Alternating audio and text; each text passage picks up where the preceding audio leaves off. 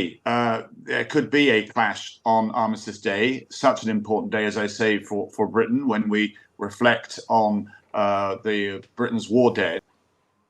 I was hoping that the march wouldn't go ahead purely out of respect for what is an important weekend for Britain. In every corner of Britain, this is what we do. We pay respect to the fallen who have made that sacrifice for the freedoms that we enjoy today. On Suella Braverman's comments in general, I think I'm going to wait until number 10 confirms that our article was indeed endorsed. They have already confirmed that. Right. Well, I still will look to the Prime Minister's leadership on this. I think he was right to say that it would be provocative, indeed disrespectful, to hold the march on the same day. But he's also gleaned the remarks and comments and position of Sir Mark Rowley, the Met chief, to make an operational judgment. And I think we have to recognise that to ensure that the right to protest is balanced with any threat that might need to be contained versus the rights of others, not just to be intimidated by an individual or even by mob violence.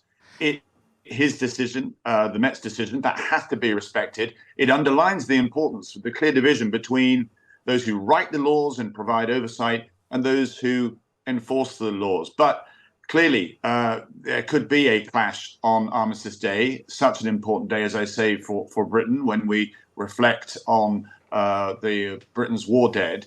And the protest on this scale is going to be enormous. And organisers say it will be peaceful, but they cannot vouch for everyone. And there are some, I'm afraid, in those ranks who are intent on elevating tensions and triggering unrest in pursuit of a more aggressive, more extremist agenda. And that is my concern, along with radicalization, which we're seeing, not just in this country, but elsewhere, since October the 7th. So back to your question, we're getting into the weeds of the details here to do with the Home Secretary's comments. There are far bigger issues of concern, not least in what's going on in the Middle East, which has a potential to ratchet out of control. And indeed, the reverence for what we do on Armistice Day.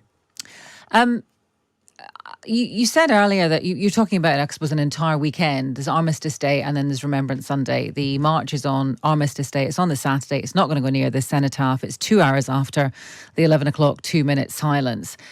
I understand your background. You're a former defence minister. You're a lieutenant colonel in the reserves. Obviously, you have some deep involvement in this, but that's not everyone's reality. Do you think that a march on Saturday afternoon affects what happens on Remembrance Sunday? Can't both coexist?